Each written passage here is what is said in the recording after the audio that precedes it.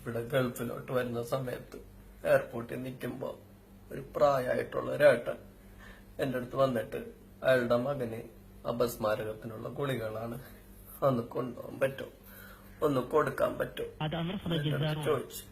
ആള് വളരെ പാവായിട്ട് ദയനീയായിട്ട് പറഞ്ഞപ്പോ എനിക്ക് നിഷേധിക്കാൻ പറ്റിയില്ല.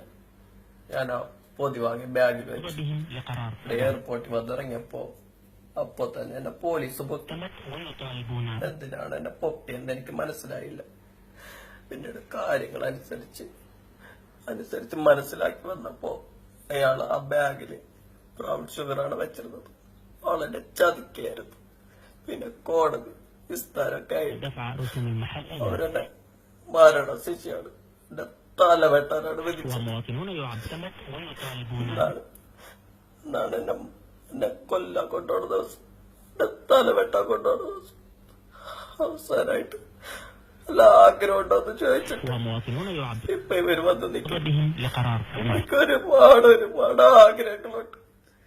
ഇതുവരെ കാണാത്ത ഏറ്റവും പോലെ എനിക്കൊന്ന് കാണാം. എന്റെ വെളിയും കാത്തു നിൽക്കുന്ന എന്റെ പെണ്ണ്, എന്റെ ഭാര്യ, എനിക്കൊന്ന് എന്റെ മാറോട് ചേർത്ത് എനിക്കൊന്ന് പൊട്ടിക്കരയണം. എന്റെ ഉമ്മാനെ എനിക്കൊന്ന് കാണണം.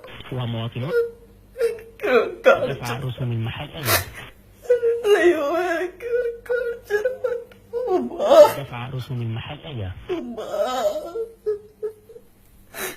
ഉമ്മ